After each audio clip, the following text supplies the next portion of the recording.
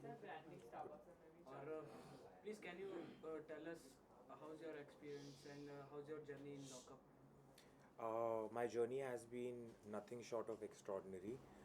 Considering this is my first year in the television industry, in the OTT space, in the reality show space, I think I am truly blessed कि मुझे एकता ने ये मौका दिया, Endemol और Old Balaji ने ये मौका दिया.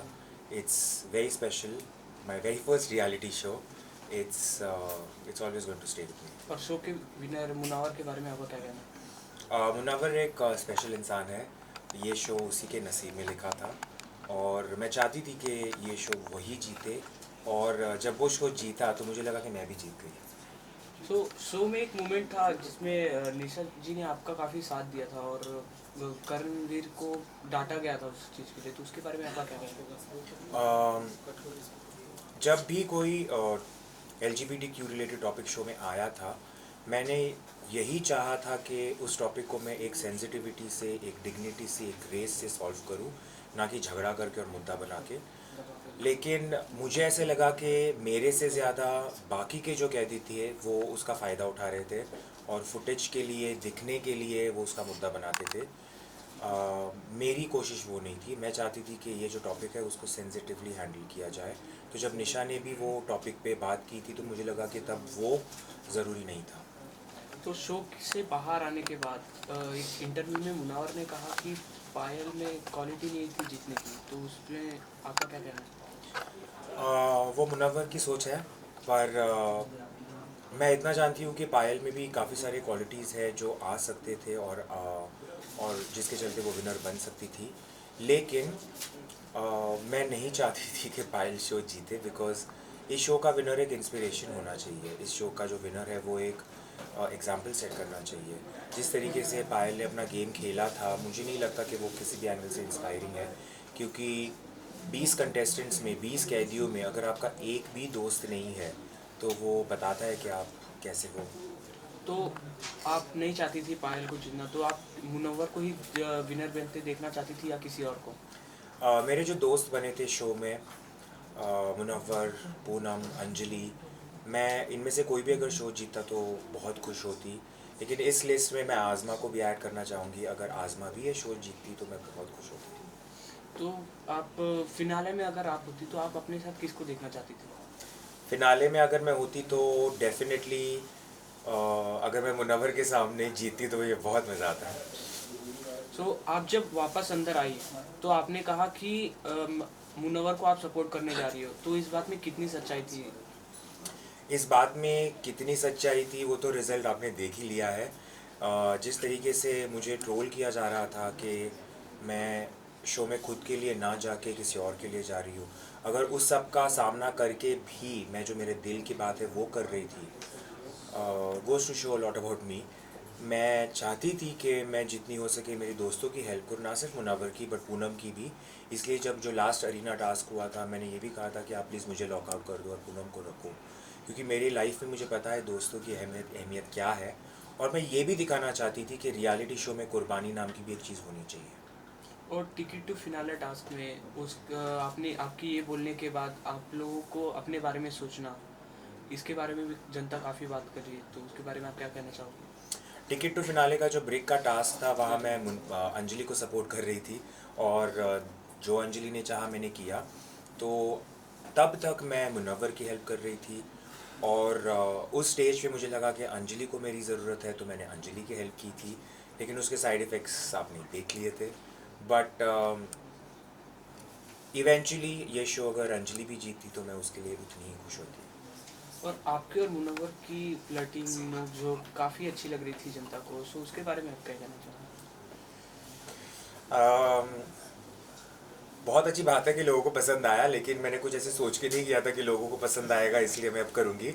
मेरे जो दिल से बातें हो रही थी मैं कर रही थी, और मुनव्वर जिस तरीके से मुझे ट्रीट कर रहा था, जिस तरीके से वो मेरी छेड़खानी करता था, मैंने भी फ़र्स्ट टाइम एक्सपीरियंस किया और मुझे वो बहुत स्पेशल लगा था. जो जिस तरीके से वो मेरी टांग खींचता था, मैंने कभी एक्सपीरियंस नहीं किया था ये सब, तो मेरे रिएक्शंस इसलिए बहुत नेचुरली आ रहे थे. आपने एक हैशटैग बनाया मोनालिसा, उसके बारे में? वो हैशटैग मैंने नहीं बनाया है, वो फैंस ने बनाया है, लेकिन I am very happy that people got to see this side of a relationship as well, कि दो एक लड़का और लड़की ऐसे भी दोस्त हो सकते हैं। सो घर में किसी के साथ ऐसा कि जेलेसी हो या काफ़ी अच्छा लगता हो उसके बारे में, मतलब कोई इंसान? मेरे बॉडी में जेलेसी का मेरे बॉडी में जेलेसी की हड्डी है ही नहीं। मैं बहुत कॉन्फिडेंट हूँ, मैं बहुत सिक्योर हूँ एज अ वूमन, तो जेलेसी तो मेरे में बिल्कुल नहीं है। लेकिन हाँ, मैं ज़रूर चाहती थी कि जो मेरे दोस्त हैं वो गेम में आगे जाए, और कुछ ऐसे एक आध दो लोग हैं जो जिनका तो मैं नाम शायद ना लूँ तो बेटर है, बट वो आगे नहीं जाए, वो मेरी कोशिश थी। सो शो के बाद आप किसको नहीं मिलना चाहोगे, किसको आप पसंद नहीं करते हो, कोई एक नाम? अम, आपको पता है वो नाम क्या है, मैं उस इंसान को इम्पोर्टेंस भी नहीं देना चाहती हूँ, बट बाकी जो मेरे दोस्त हैं उनसे मैं टच में हूँ, रहूँगी। मुझे आज़मा को मिलना है, आज़मा की लाइफ देखनी है, मुझे अंजलि की लाइफ दिल्ली में, उसने दिल्ली में अपनी लाइफ इतनी मुझे बताई है कि मुझे एटलीस्ट एक हफ्ते के लिए अंजलि के साथ उसकी लाइफ जीनी है। और सबसे ज़्यादा किससे मिलना है? अभी मुनव्वर मेरे बाजू में ही रहता है, तो उससे तो ऑब्वियसली मिलना सबसे ज़्यादा होगा। मुझे उसके साथ फ्रेंडशिप आगे ले जानी है, वो बहुत अच्छा इंसान है, बहुत इंस्पायरिंग है, तो definitely Munawar and Anjali. So after lockup, lockup success party हुई थी, उसमें क्या कुछ हुआ? आप किससे मिली, क्या बातें हुई उसके बारे में कुछ? लॉकअप सक्सेस पार्टी में बहुत भीड़ थी, लेकिन सबके साथ मिली, सबके साथ डांस किया। अंजलि के साथ ज़्यादा टाइम नहीं स्पेंड कर पाई, मुनव्वर के साथ ज़्यादा टाइम नहीं स्पेंड कर पाई क्योंकि बहुत भीड़ थी। लेकिन जैसे मैंने कहा है, फॉर मी आज़मा इज़ द स्पेशल वन। और मेन सबसे शो के जेलर और वार्डन के बारे में क्या कहना है?